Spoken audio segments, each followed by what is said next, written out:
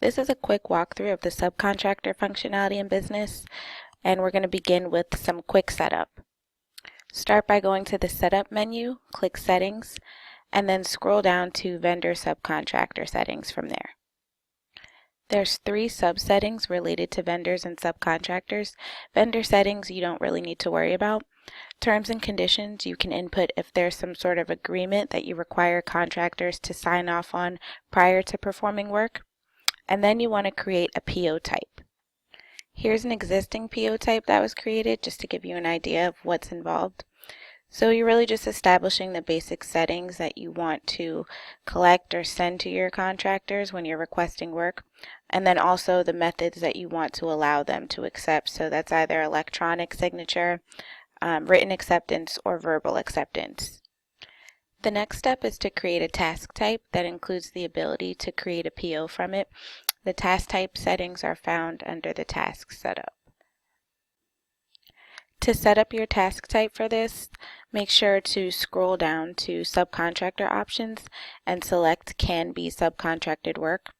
The rest of the settings are based on defaults that you may want to use each time you're creating a PO, and whether or not this task type is always going to be associated with subcontracted work, so you can also set that as the default.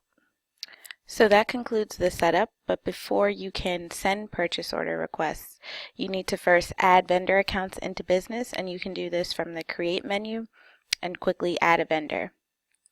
So once you've entered your account, make sure that the vendor option is checked off, and below that also check off is subcontractor.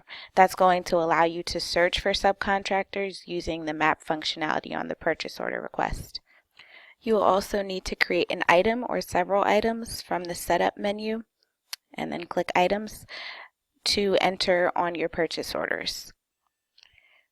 When you're ready to enter the task, which you can also do from that Create menu, just make sure that you select the task type that you set up to have subcontracted work. If you scroll down, you'll see you need to select this Use Subcontractor option if you did not have that set up as a default. Make sure to fill in all the required fields, and then create a new PO. You can then click Next at the bottom of the task, which will take you to the Create Purchase Order screen. And this is where you will input the details that are going to be sent to the contractor. On this screen, choose a PO type if it's not already selected by default, and leave the option Assign a Vendor selected if you want to send this request to one subcontractor only. You can find all the subcontractors in the area of the work to be performed by clicking the search icon. The location from your task will automatically populate here. You can change the radius, run the search, and then you'll find a list of all subcontractors in the system that are within that radius. So you can check the box to select them, which will close, and input their information in the PO now. You can then complete the rest of the PO.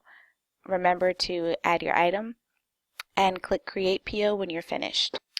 So that will take you to a purchase order approval screen. If there's no internal approval process, you can approve the PO yourself.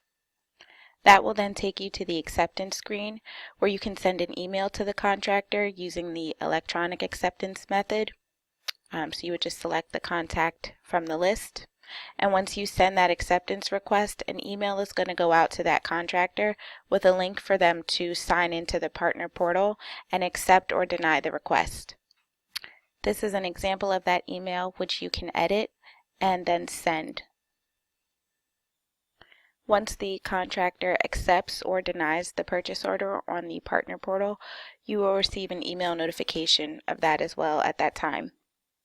So that was a high-level overview of the subcontractor functionality in business. If you want to log into your system and test some things out, please feel free to reach out to us for help if anything comes up.